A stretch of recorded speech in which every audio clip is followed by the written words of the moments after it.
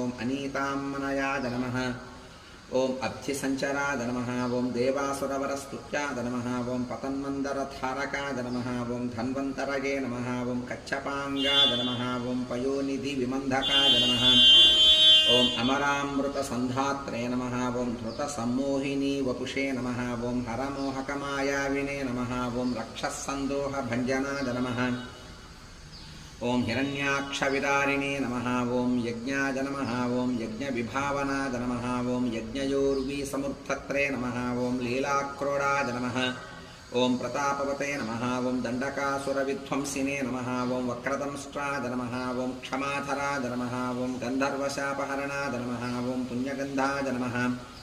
ओम विचक्षणाय नमः ओम करालवक्त्राय नमः ओम सोमार्कनेत्राय नमः ओम षड्गुणवैभवाय नमः ओम श्वेतगूनिर्नवे नमः ओम जूर्जरिद्भ्रवे नमः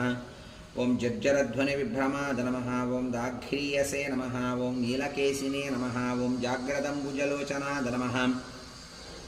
ओम घृणावते नमः ओम घृणिसम्मोहाय नमः ओम महाकालाग्निदीधितये नमः ओम ज्वालाकरालवदनाय नमः ओम महोल्काकुलवीक्षणाय नमः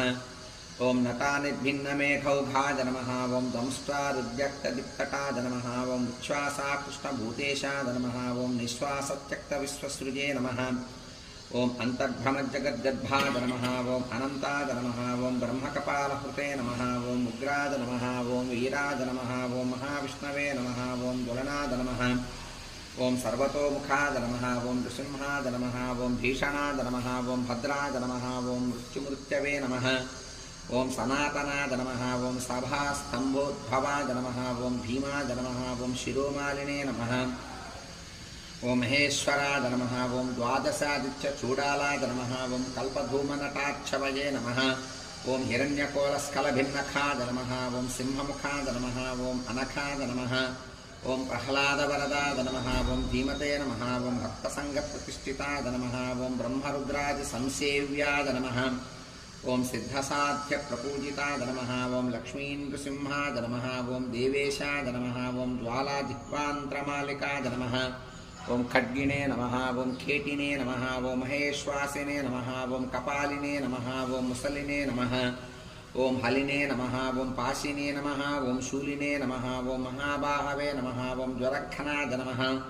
ओम रोगलुण्टकाय नमः ओम मौञ्जीयुजे नमः ओम छात्रकाय नमः ओम दण्डिने नमः ओम कृष्णाजनधराय नमः ओम वटवे नमः।